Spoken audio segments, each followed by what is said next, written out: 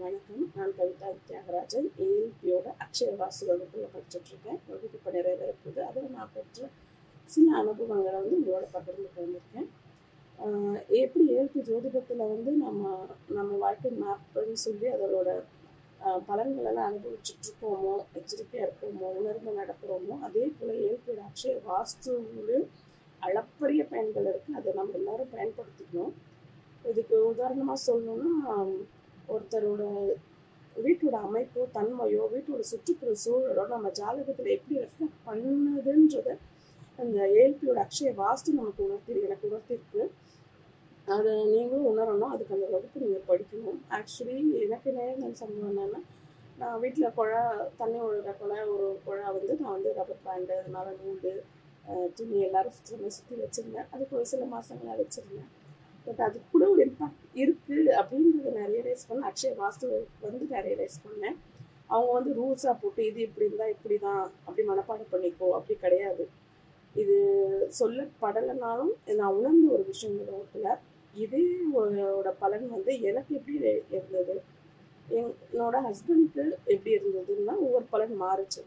அது ஜாதகத்தில் காண்பிச்சிச்சு. எப்படின்னா, நான் டைட்டாக போட்டு இருந்ததுனால என்னைக்கு கேஷ் ஃப்ளோ கேஷ் இருந்தது, தான் எல்லாம் கேஷ் ஃப்ளோ இருந்தது, ஃப்ளோ கம்மியாக இருந்தது கேஷ் இருந்தாலும். பட் எங்கள் ஹஸ்பண்டு ஃப்ரீ ஃப்ளோ. ஏன்னா அவர் அதெல்லாம் பண்ண மாட்டார். தண்ணியை பிடிச்சி எங்கேயாவது ஒரு பக்கெட்டில் ஊற்றி வைப்பார். அந்த மாதிரி டைட்டாக வேறு அப்பார்ட்மெண்ட் கூட டைட்டாக வச்சுருந்தேன். ஸோ இது 2 பேரோட தன்மையும் 2 பேரோட ஜாதகத்திலும் ஒரு வாஸ்து ரீதியாக ரெஃப்ளெக்ட் ஆச்சுன்னா அது உணர்த்தினது இந்த ஏஎல்பியோட அக்ஷய வாஸ்து இருக்கு. இதேமாதிரி நண்பர்களுக்கு நான் ஜாதகம் பார்த்துட்டு இருந்தேன். அவர் முன்னாடி பார்க்கும்போது சில விஷயங்கள் எனக்கு தோணுச்சு, அவங்களுக்கு சொல்லியிருக்கேன். பட் இது அவங்க வாஸ்து ஜாதகத்தில் இருந்தது வாஸ்துவில் நேரடியாக இருக்கான்னு பார்க்குறதுல ஒரு சந்தர்ப்பம் கிடைக்கும்போது போகும்போது அதை வெரிஃபை பண்ணால் அதுக்கான அமைப்புகள், சாத்தியக்கூறுகள் எல்லாமே இருந்தது. அவங்க சொல்லிட்டு வந்தேன், அந்த மாதிரி இருக்கும்ப்பா, பார்த்து இருந்துக்கோங்க, இல்லை முன்னாடி எதுவும் டேக் கேர் பண்ணலாம் பண்ணிக்கோங்க, ஹெல்த் இஷ்யூஸ் இருக்குன்னு சொல்லியிருந்தேன்.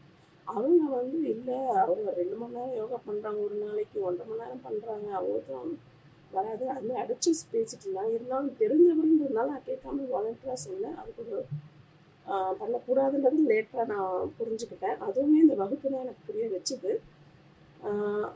அப்புறம் சொன்னது கேட்காம மாதிரி அவருக்கு சில பாதிப்புகள் வந்தது. அதுக்கப்புறம் தான் அவங்க ரியலைஸ் பண்ணாங்க, ஜாதகத்தில் நம்ம வீட்டோட அமைப்பு புரிஞ்சுக்க முடியும், அது உணர்த்தும் அப்படின்றது அவங்க ரியலைஸ் பண்ணாங்க. அதுக்கப்புறம் அதுக்கு மேலே செலவு பண்ணி மெடிக்கல் செலவு கொஞ்சம் ஸ்பெண்ட் பண்ணி இது பண்ணாங்க. இது முன்னாடியே அவங்க படிச்சிருந்தாங்கன்னா கொஞ்சம் புரிதல் ஏற்பட்டுருக்கலாம். அட்லீஸ்ட் கொஞ்சம் அவாய்ட் பண்ணியிருக்கலாம், இல்லை ப்ரிப்பேர்டாக இருந்திருக்கலாம், ஏதாவது கொஞ்சம் தப்பிச்சுக்க வாய்ப்பு இருந்திருக்கும். ஸோ இப்பேற்பட்ட இந்த ஏஎல்பியோட அக்ஷய வாஸ்து வகுப்பை என்னை போல நீங்கள் எல்லாருமே படித்து பயன்பெறணும்னு ஆசைப்படுறேன். இப்படிப்பட்ட ஒரு அற்புத கருவியை நமக்கு கொடுத்த என்னோட